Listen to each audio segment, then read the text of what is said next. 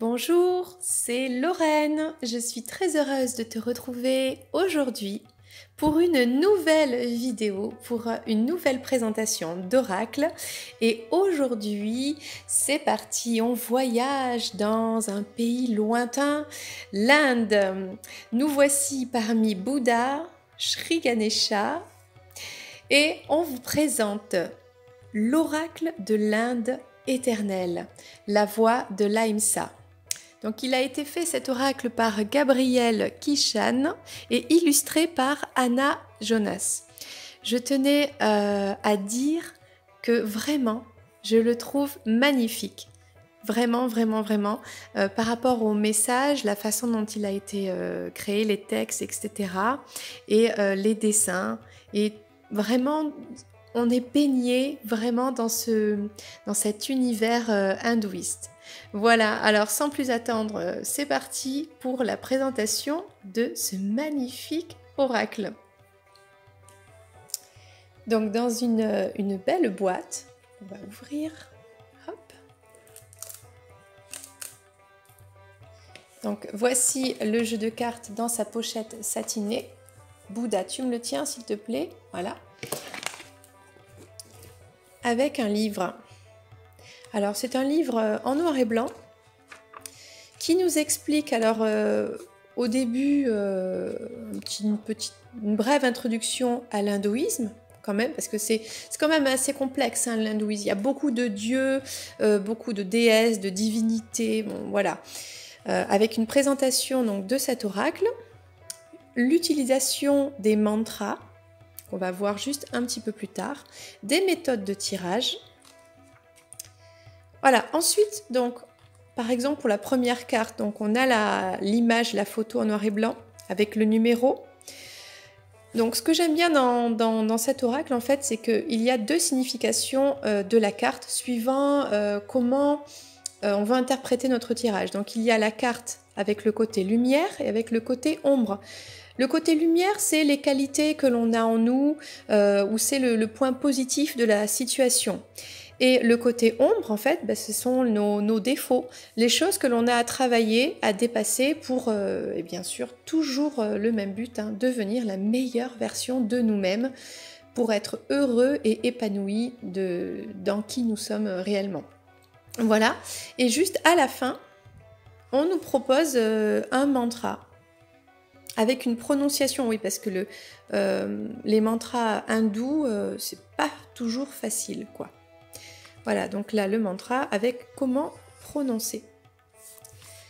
Alors, je vais vous présenter les cartes que j'ai classées comme l'indique le livret. Et vous allez voir qu'il y a différentes familles ou catégories de divinités. Et on va aller voir tout ceci ensemble.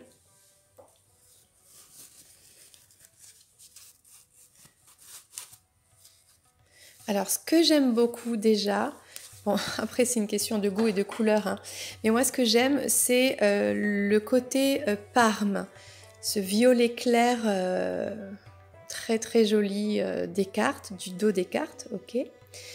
Donc, pour changer, alors comme j'ai classé un peu les cartes,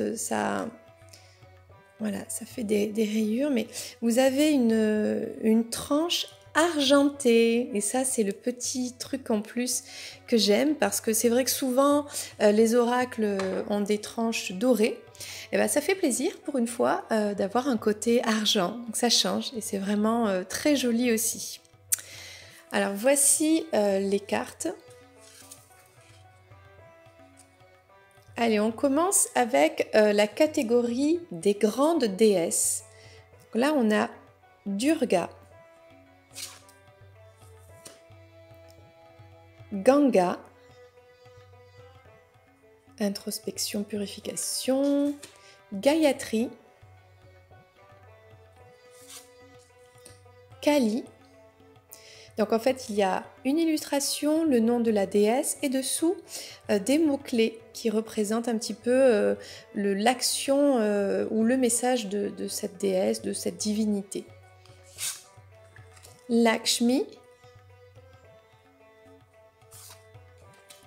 Parvati, Sarasvati. Donc ce que j'aime, ce sont des dessins plutôt simples, mais qui sont vraiment très expressifs. Alors, maintenant on va passer à la catégorie des grands dieux. Donc, Vishnu. Alors, est-ce qu'on voit bien? Ouais. Shiva. Voilà. Rama.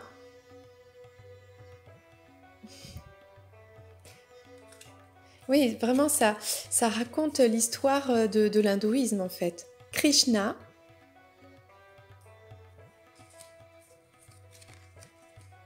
Hanuman.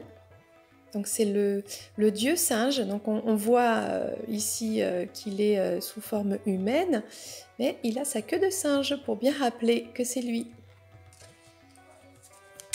Ensuite, qui c'est qu'on a? On a Ganesh. Alors Ganesh, qui c'est? Eh bien, c'est lui.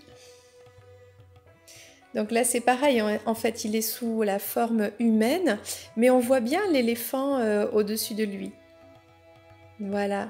Ganesh, Ganesha, Shri Ganesha. Et Brahma, le père. Ah, qui c'est? Ah oui, il en manque encore. Alors on a Annie.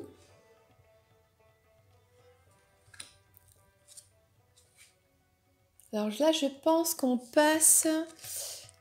oui, alors là, on passe au Dikpala, les gardiens des points cardinaux et des 8 dimensions. Ben, vous allez découvrir tout ça en livrant, en lisant le livre, le livret et qui raconte l'histoire de l'hindouisme. Donc Indra,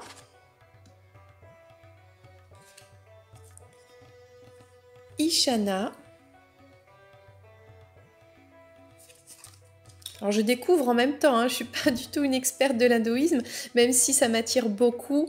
Voilà, je ne connais pas encore toute l'histoire, mais j'espère bien, avec des tirages, etc., de découvrir cet univers et cette histoire de l'Inde et avec ses divinités hindoues. Nirti, Varuna, Vayu, Yama. Ok. Alors maintenant, on passe à la catégorie des autres divinités importantes. Ok. Donc on a Kamadeva et Rati. Donc eux, ils symbolisent l'amour, le couple. Mitra, Narada, Ramba. Vraiment, les dessins sont vraiment magnifiques. Santoshimata, Skanda et, alors ça c'est un nom un peu long, Vishvakarma.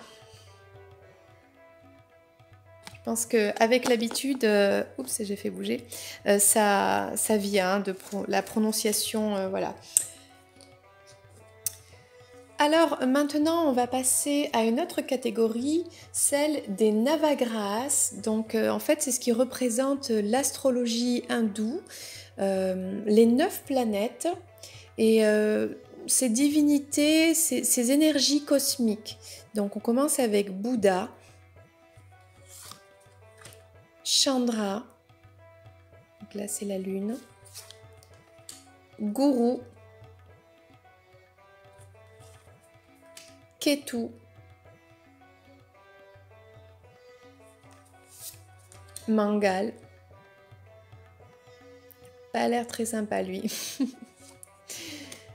Prithvi, enfin l'équilibre vient des forces positives et négatives de toute façon, du yin et du yang, Rahu, Shani, Shukra, dans une fleur de lotus, Surya.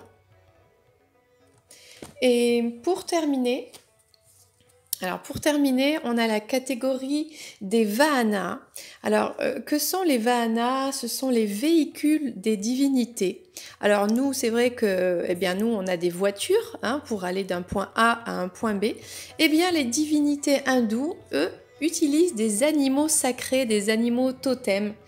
Voilà, ce sont leurs assistants, ils les rendent plus forts et pour nous, en fait, c'est une symbolique quand on tire les cartes ou quand on va un petit peu chercher le message caché.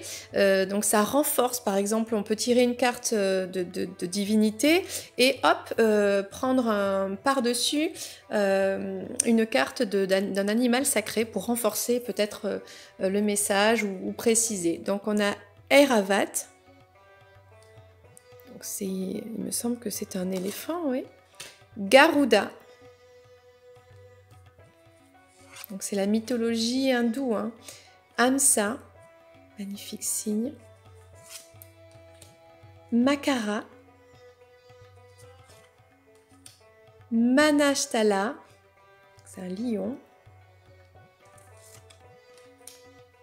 Mushika. Je crois que c'est une petite souris, elle est mignonne. Hein. Nandi. Parvati. Qu'il est beau ce pan. Ram. Sheshnag. Donc c'est un serpent à plusieurs têtes. Et Uluka. Une chouette. Voilà, donc c'est cet oracle sur la sagesse de l'Inde qui est vraiment magnifique. Et pourquoi pas, je vous propose de tirer une carte, tant qu'à faire, hein, et de prendre le message de cette carte. Comme ça, eh bien, on va en apprendre un petit peu, un peu plus sur cette culture. Ah, celle-là, elle a voulu sauter. Shani. Alors, qu'est-ce qu'on va apprendre sur Shani? Déjà, qu'est-ce que ça nous dit? Les temps suspendus, la réflexion, les bas instincts. Alors, est-ce que ça tient si je la mets là? Oui. Donc, Shani, donc c'est la carte 37. Ok. Donc, le côté lumière de Shani annonce que des énergies vont ralentir les projets du consultant, mais qu'ils aboutiront cependant. Donc, impose de prendre son temps et de réfléchir afin de mieux faire progresser les projets en cours ou à venir. Révèle par cette période des ralentissements, toutes les facettes négatives de la situation afin de les dépasser dans les meilleures conditions. Ça, c'est le côté positif. On va aller voir un petit peu le côté ombre de cette carte. Donc, Shani nous demande de retrouver sa sagesse intérieure, de pacifier les choses par rapport à la thématique abordée. Il symbolise les instincts matérialistes et destructeurs qui entraînent les blocages. Et il prédit une perte de vitalité importante, donc du repos s'impose. Qui est Shani? Il s'agit de la planète Saturne, la planète du temps qui passe, et de ses effets d'usure et de destruction. Son énergie est considérée comme négative dans l'astrologie védique. Son influence est déterminante sur la destinée des êtres. Shani incarne l'ignorance, la misère, la mort intérieure et physique, le renoncement et la déchéance dans la vieillesse. Sous un jour moins dramatique, le consultant est invité à un travail spirituel intense et Shani symbolise alors l'ascétisme, la discipline et le retrait du monde. Son jour est le samedi. Donc cette carte me fait un petit peu penser à la carte de l'ermite, admettons dans le tarot. Donc on nous propose un mantra. Alors je vais essayer de le faire, c'est pas facile. Aum Shanaicharaya Vinmae Surya Putra Dadimai Tanoman Doprancho Dayat. Voilà. Donc c'était la carte de Shani, de l'oracle de l'Inde éternelle. Voilà, je vous remontre le coffret. L'Inde éternelle. J'espère que ça t'a plu. Voilà. En tout cas, merci N'hésite pas à liker cette vidéo si elle t'a plu, bien sûr, à la partager. Et retrouve-moi pour d'autres vidéos sur d'autres oracles, d'autres tarots. Sur la page Instagram pour tous les jours des tirages donc quotidiens gratuits sur différentes thématiques, que ce soit général, amour, peu importe. Et sur cette page YouTube aussi, de temps en temps, des tirages pareil en live, un peu plus comment dire, un peu plus précis. Voilà, c'était Lorraine, je t'embrasse et je te dis à très bientôt. Bye bye!